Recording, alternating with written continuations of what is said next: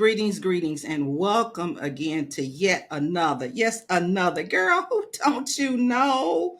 All right, it is Marilyn Green, the hostess with the mostest, and I'm coming to you super live. Okay, it might be recorded, but we live. All right, so we're gonna get into this today because we're gonna be talking about wealth.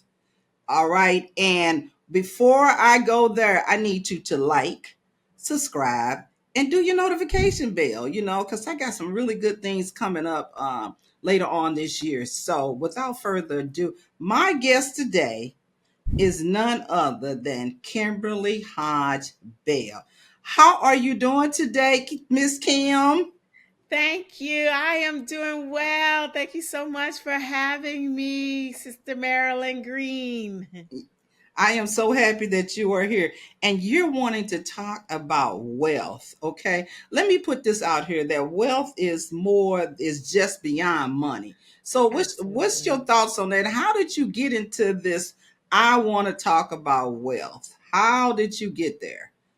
Well, I talk more so in building wealth, right? And so a lot of times as I'm coaching, I coach quite a few people, I mentor even more. Everyone wants to talk about the money aspect of it, right? Hmm. Because when we think of wealth, we think of money. But what I really do is I help people focus on the front of this. What is your time wealth? What is your relationship wealth? What is your spiritual wealth? What is your physical health wealth, right? Hmm. Because in order to be wealthy, it's not just about the numbers or the dollars or the cents or the numbers in your bank account. It is about living a full life.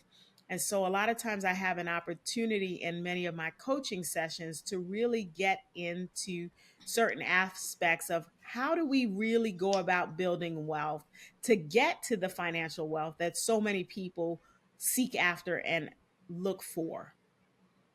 Okay, that sounds really good. Now, I know you have on here, you just mentioned you're a coach, you're a leader, and I love the part you said I'm a learner. All right. So, a lot of Absolutely. things I believe that you're telling others, you have lived experiences with it. Tell us one of your lived experiences that got you here as well. What happened? Yeah, I want to start with just one of my superpowers. I think my Yes. superpower is learning, right? I'm Hmm. an avid learner. I really lean in. I have coaches, I have mentors, I have sponsors, I have people that I build relationship with because I realize that we can't do it by ourselves, right? So one of my lived experiences that, if you get with the right person, they can turn your decades of time and agony and stress into days. They can really fast track you in areas. And so as I'm now getting older, I realize that I am no longer in the place where I should just be earning and learning, but I have to start returning. And so Oh, that's where I am in life, where I want to sit in the seat to be able to return so much that so many people have given me. wow. Man, you kind of brought it home with the earning, learning, returning. Oh my. I love that returning. So, I mean, I think about my own self when I think about wealth, and I really love the part of health is wealth. So when you talk about Absolutely. people building, trying to get to the part of actually what they think about is money, right? How do you help them to actually start to think about their health, or other things? How do you help them do that? Do you have an assessment? How do you do it? Yeah, so I start by just having a conversation, right? And we start with goal setting. What are the things that you really want to achieve? For example, in 2025, what are the 5 things that you want to achieve in 2025? What is that in the areas of your faith, your fitness, your finances, your friends, your family? All of those areas, we look at a list of categories, right? And I tell you, in a lot of my coaching, what has rise to the top is everyone have has these huge financial goals, right? And I'm all here for it. And then I begin to ask the question, well, how are you disciplined in your finances? How do you go about saving money? And then I get a lot of smiles. I said, how often do you check your bank account? Okay, you want to be wealthy. If someone walks up to you today and say, I'm going to pay every bill that you have, do you know what that number is? And what I found out is that a lot of people are not even familiar with their finances, right? So, one of the things that I start doing with a lot of my clients is I say, okay, the first thing we're going to do is we're going to put together your financial folder. We're going to pull together all your finances, whether that's your insurance, your credit card, your bills, all of this stuff. We're going to do your build wealth folder, right? And what I realize is that this is not an easy task. Some people take months to pull all of this information together. Okay. And I'm like, wow. And so what happened is not that I'm a financial advisor because I'm not, right? But I am disciplined in the area of finances. And let me tell you what that means, right? I'm a big spender myself. But how am I disciplined in that? I have bank accounts that as soon as my income hits from whatever, my coaching, my 9 to 5, my side gig, or whatever, it is split into multiple accounts. So that's how I'm disciplined, right? So people think that discipline is just like, okay, I can do it, I can do it. No, some of that is having the automation in place to help you to be disciplined. I And so like that's that. one of the things I try and go in and have the conversations and really coach people on. Okay, yes, we all want to be wealthy, but how do we begin to be disciplined and put some of these systems and productivity systems in place to help us that when in fact we get the wealth and build the wealth or get those financial breakthroughs that we're looking for, we won't be like a lot of people that we know that win the lottery and they're broke in 3 years, right? Or less, or Or less. less. Or I'm being gracious with the 3 years, yeah, right? you are being very gracious, because but that let me just stop right there. It goes back to you have to have a strong foundation at the beginning before you win this money.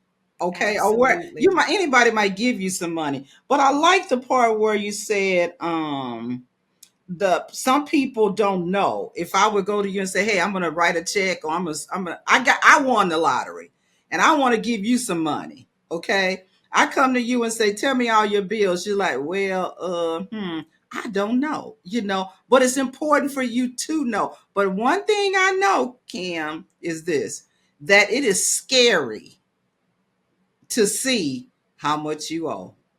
It is scary. It's scary. Mhm. How you said people don't come back until months.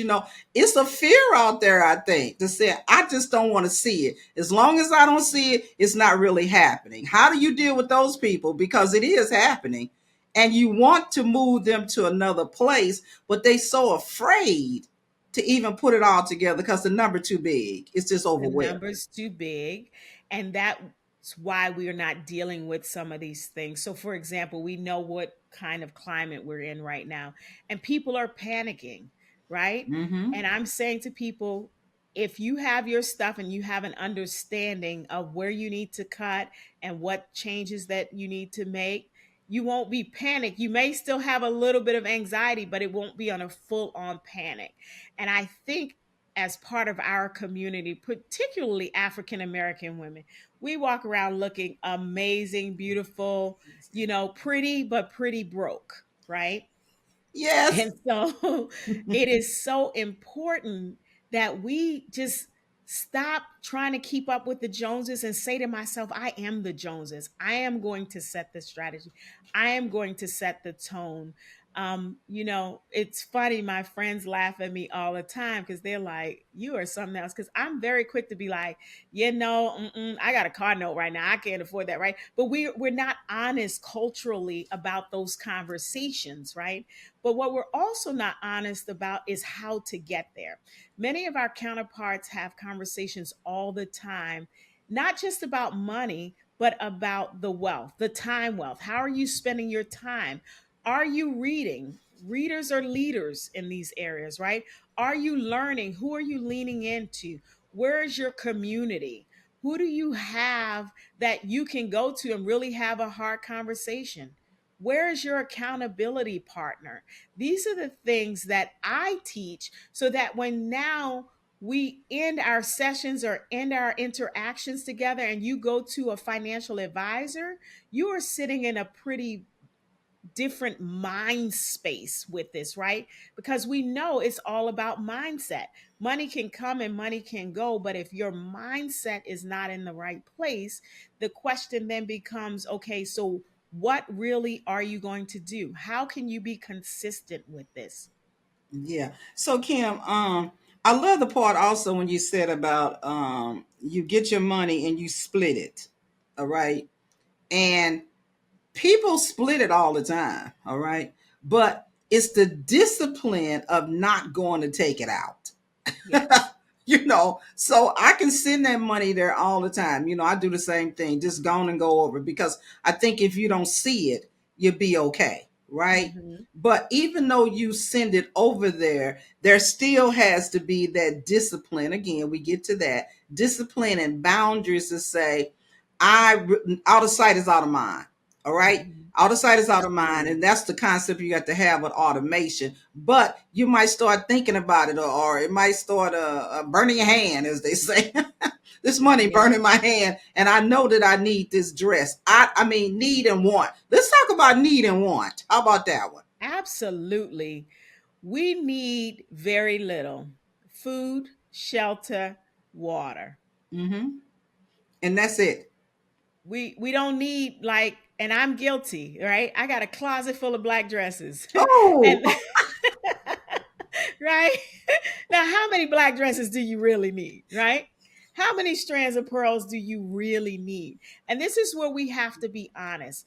And, I think sometimes we don't deal with our childhood trauma with some of these oh, things, right? wow. I'm a girl Beautiful. from the inner city of New York, from the boogie down Bronx, right? Okay. And I didn't grow up in an affluent family, right? We were wealthy and love and hugs and all of that, but that was it. You hear me? Yes. Uh, right?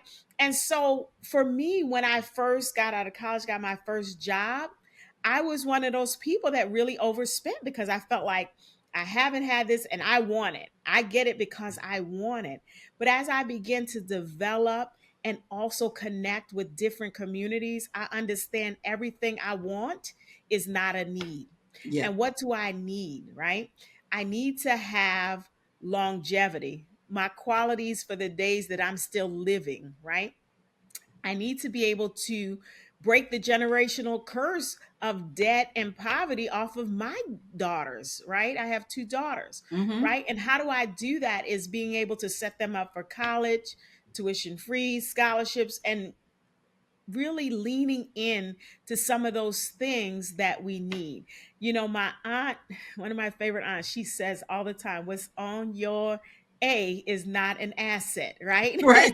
And so I think sometimes we forget that and we feel like, oh, I deserve this, and you might deserve it. But the question that I always ask people when they say that, you might deserve it, but do you deserve it right now at this Exactly. very moment?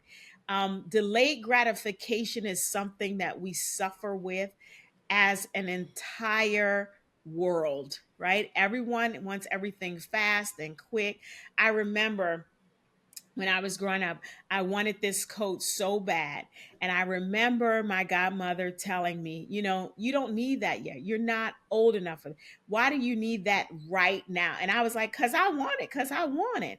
And I always think about that everything that we want, is it age appropriate, right? Some of the Mm-hmm. things that we give our children, is it age appropriate? Is it time? If you give that to them now, what happens is it's always an elevation. Then we're going to want more and bigger versus saying, is this really needed at this time and this place? So, one of the things that I'm very adamant about when I have conversations is the wealth of time. How are you managing your time? That's And good. because a lot of times we are not productive people. What do I mean by that? One thing for me is I live and die by a calendar, right? So Yes. I'm not spending a lot of my time when someone sends me a text or an email and says, hey, could you come to this? Before I do anything, I'm looking at my calendar because time is the one resource that I can't pay for and that I can't get back, That's right. right? Mm-hmm. And so it's things like that that we come into and we start to have conversations about. How's your calendar? Do you have a calendar system? What are those things that keep you on track, on time, and focus? Do you have focus time? What most of my friends know about me on Sundays, I have a thing called See Last Sundays. That's the stop and think about it. I don't do much on Sundays because you have to have that time to refresh, renew, and that's where your physical and your spiritual and your mental time comes in.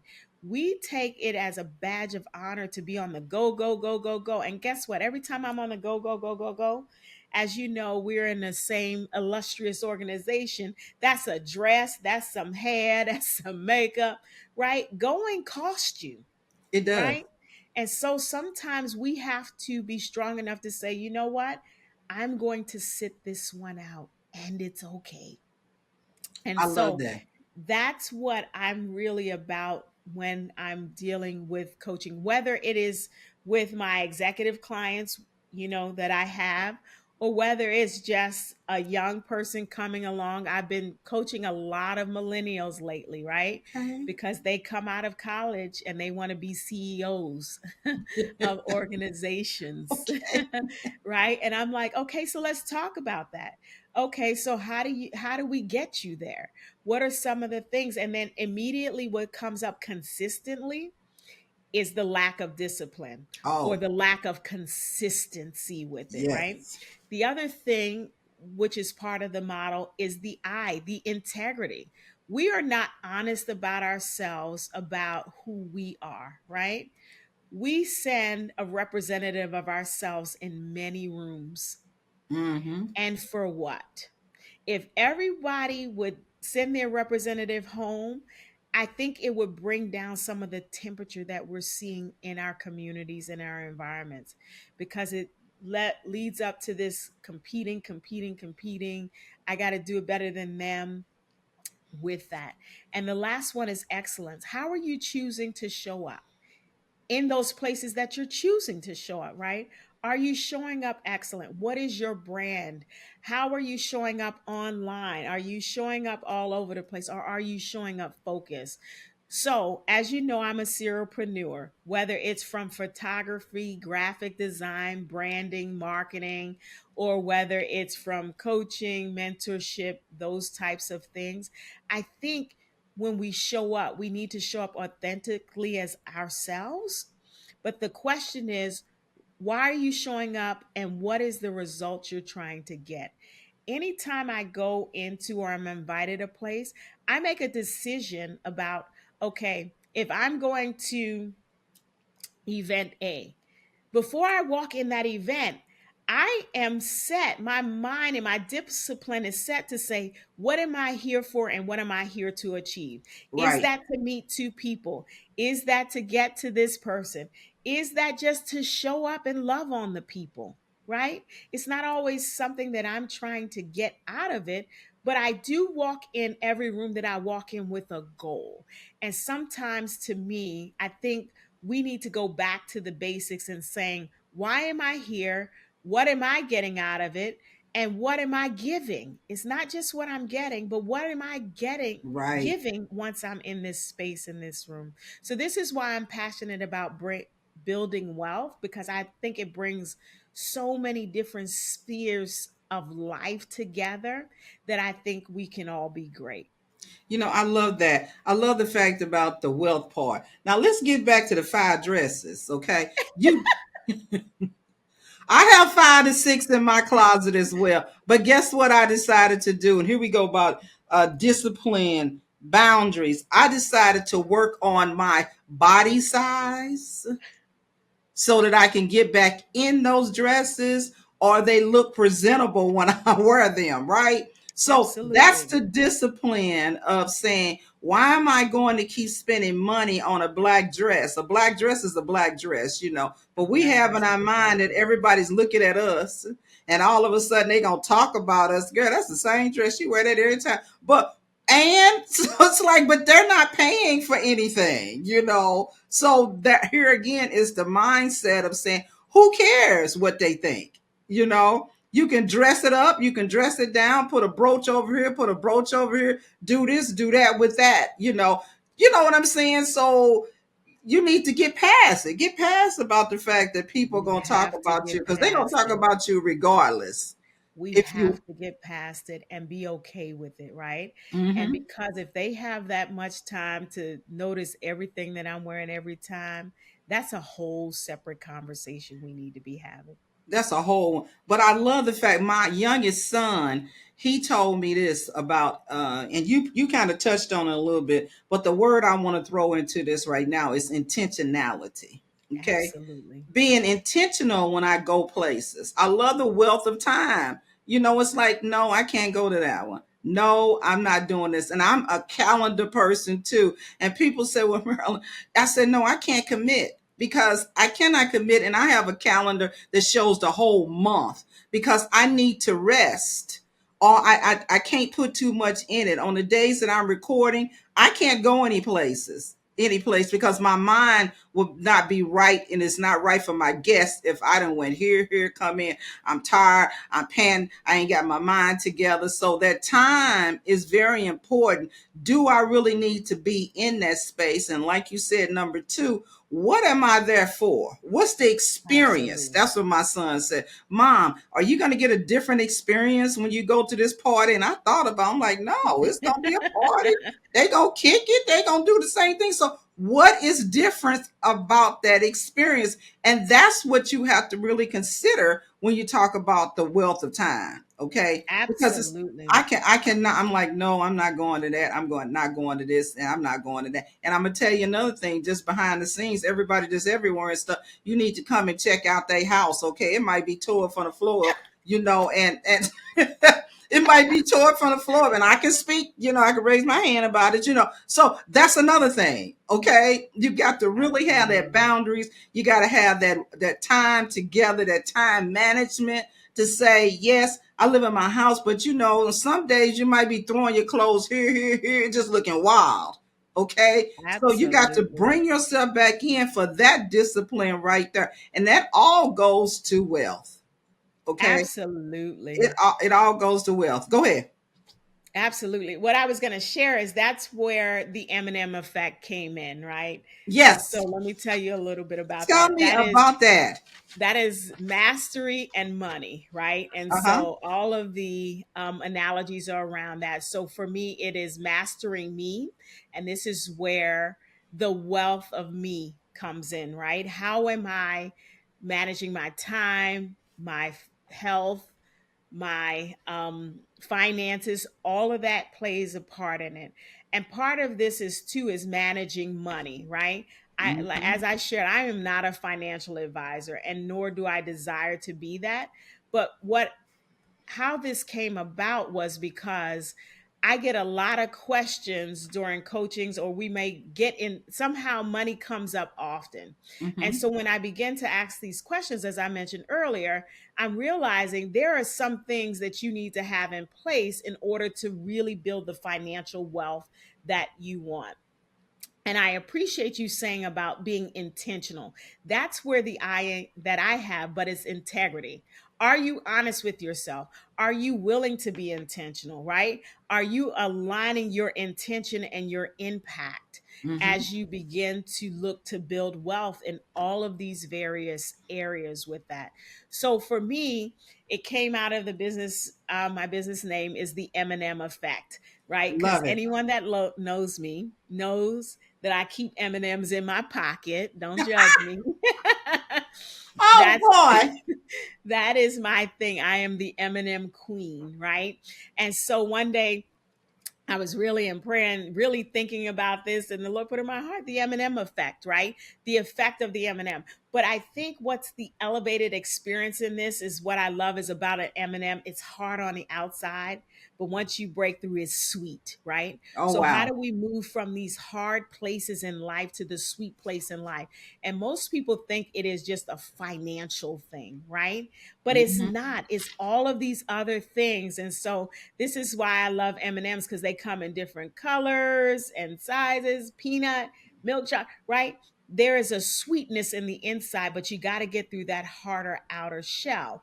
And how do we do that? We do that through systems and productivity. We look at things like life curriculum. What are those things that you really want to do, and how are you going to go about getting there?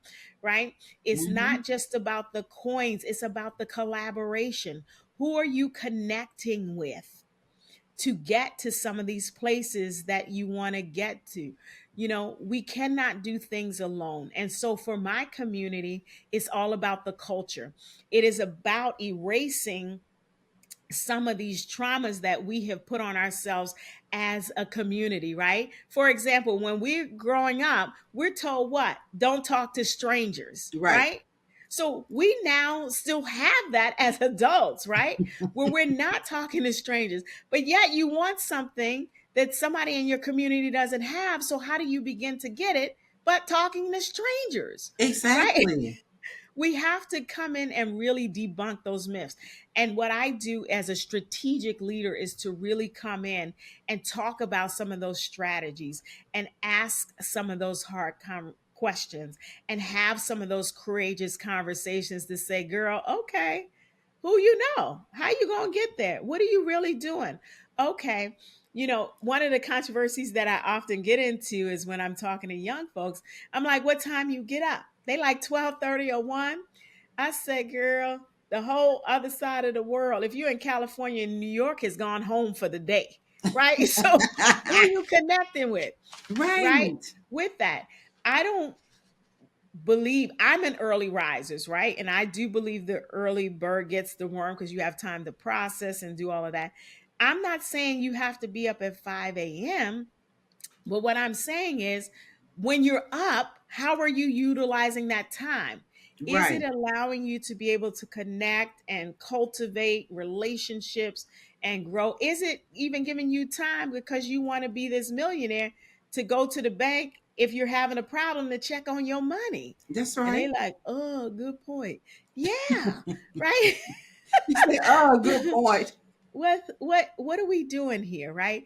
So what the M&M effect is really about is just really realizing life is not always easy, but we can get to those sweet points. But how do we get there? It is the process. It is the productivity. It is putting some systems in place.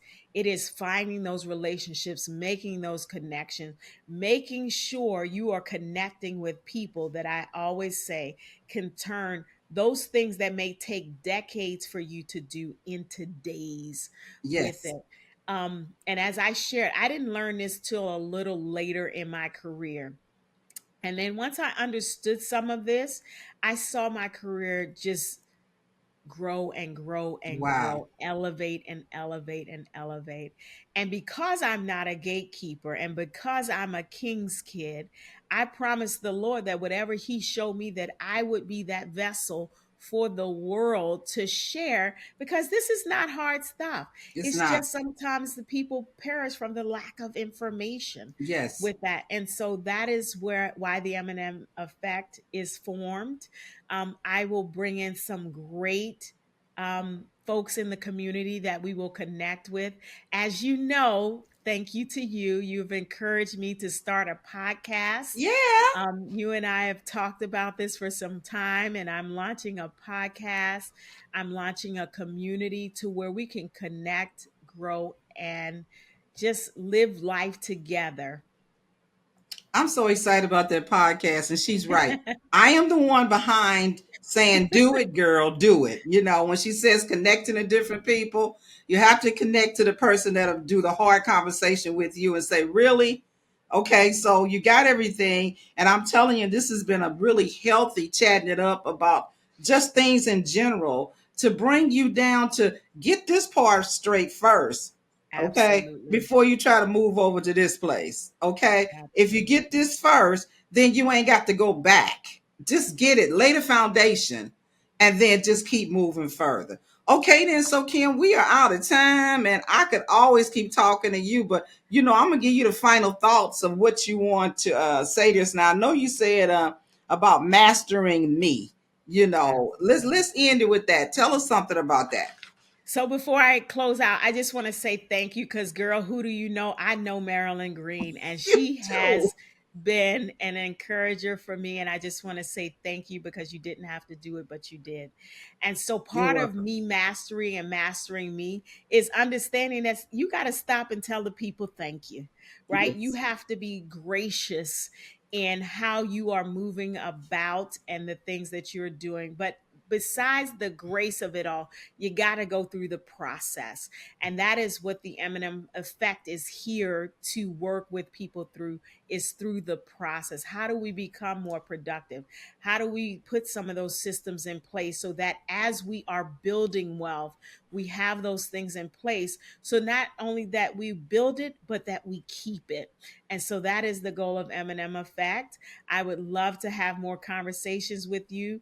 Look out for more information about joining our community with just some great, great partners and collaborators who we will be bringing in, having conversations, helping us develop life curriculums, helping us to talk about relationship goals, helping us to talk about how do I get better at this thing that I want to do, and most of all, helping us talk about how are we going to show up? Are we going to show up like me consistently every day in black and pearls with some pink or red lipstick, right? Come on. What is your brand? What are you doing? And who are you doing it for? I choose to do it for the kingdom of Christ. And Marilyn, I just thank you for this opportunity because, girl, I know you and I appreciate and love you. I love that. And I'll end with that. You have been listening to Girl Who Don't You Know. So I do know Kim, okay? So it's always good to do that connection. But until next time, hey, it's been a good time. And I appreciate you guys. And please don't forget to like, subscribe, and hit that notification bell because people like Kim are going to be coming on my show. So until next time, you guys have a great day. Bye bye. Be blessed.